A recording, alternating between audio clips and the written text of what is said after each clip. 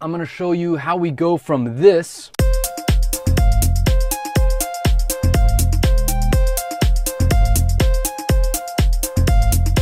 to this.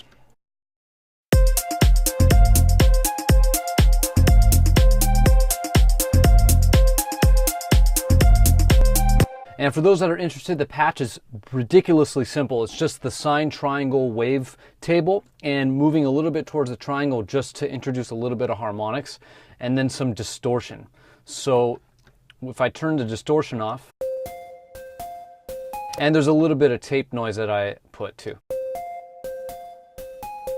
Turn the distortion on. So that's where most of the harmonics are coming from. A little bit of reverb too, and that's it. So the most interesting part of the sound comes from the unison spread section. Now, in Massive, it starts out with just one voice, but I increase that voice to 7 just so that I can spread the voices out with a little bit of detuning. And so that's what the first thing I'll start with. I'll start with some detuning with the pitch cutoff here.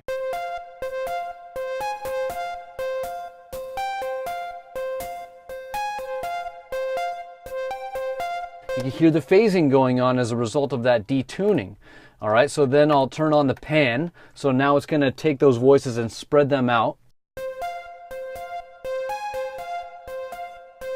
Now this is my favorite part, is I'll introduce this randomization macro down here, and I'll put it and I'll apply it to both the pitch cutoff and the pan position. The way that I like to do this is by default, Massive starts at 0 and goes up to 1.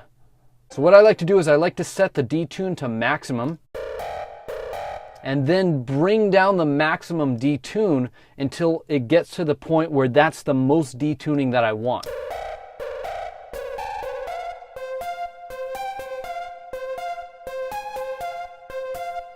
All right, and I'll do the opposite for this side. I'll set the minimum amount of detuning that I want.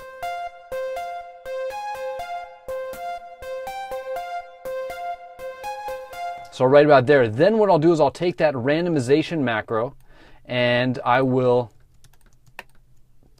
move it across the whole thing. So now the different voices are going to be detuned from each other within that detune range, within those cents, randomly. So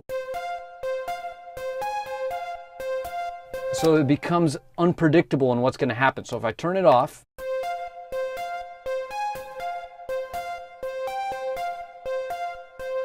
now if I turn it on, it becomes much more unpredictable and varied, I guess. It just becomes a lot more interesting ultimately. And then with the pan position, I'll put it on full pan. But then what I'll do is I will modulate the width of the stereo image of this sound using the random macro. And so what I'll do is I'll close the width a little bit.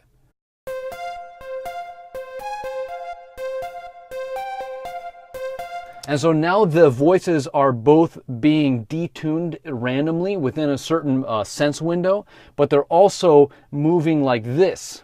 So they're moving both in the horizontal direction and in the vertical direction randomly, but all by a very subtle amount. So the image is changing constantly.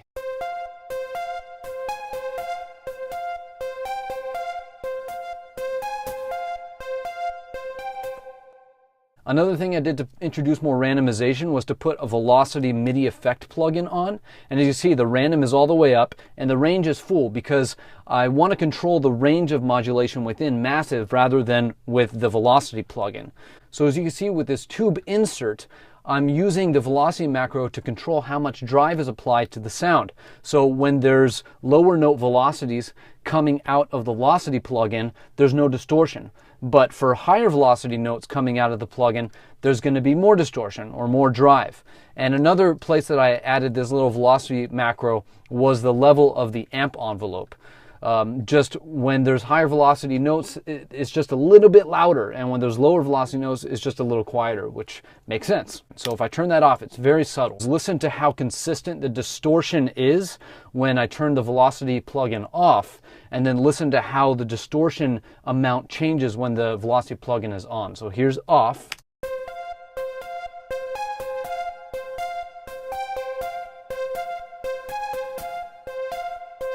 very consistent level of crunch. Now here's it on.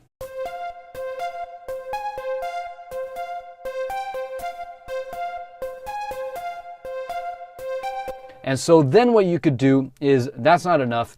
I want to enhance that using some post-processing. These first two plugins here, the Redux, which is a bit crusher, and then the EQ, which is literally just two filters here, is just shaping the tone of it.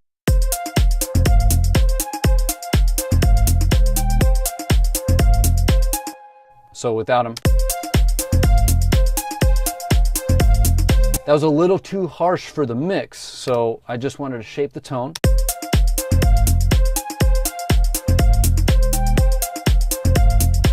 And then next, this H delay is going to introduce a little bit of width and a little bit of space.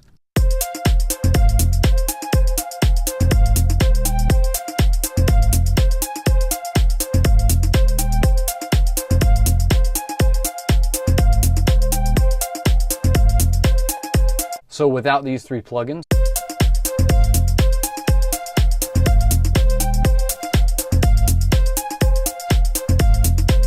with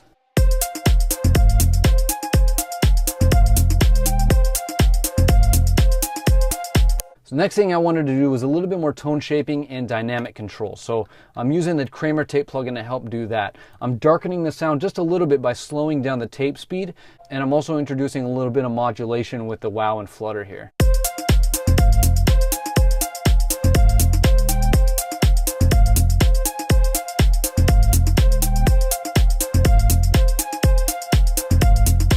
And so as you can see, it just really gives it a really nice presence.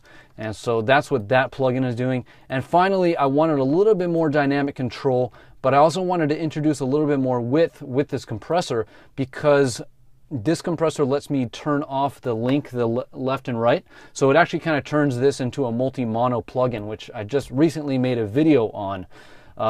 But what it's doing is it's compressing the left and the right differently based on the dynamic characteristics of the left and the right. So it actually introduces a little bit more width. It introduces a little bit more width, but also introduces some dynamic control. And so that's great.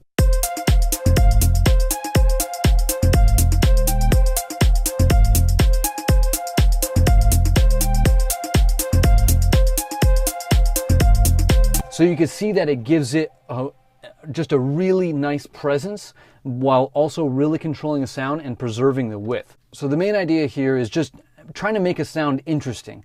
And the way that I did it was just introduce unison spread, and I applied randomization to the detuning and to the pan position, and also a little bit of random velocity modulation to the level, amplitude level, and to the distortion amount. And then I just tried to enhance all those little subtle things with the post-processing. I did a little bit of tone shaping, and then with the H delay, I added a little bit of width and a little bit of space, and then with the Kramer Tape and the compressor, I just controlled the sound a little bit more, but maintained the width and gave the sound a little bit of presence. So that's it. I hope it was helpful. If there's any questions, leave them down in the comment section below. Thanks for watching. Peace.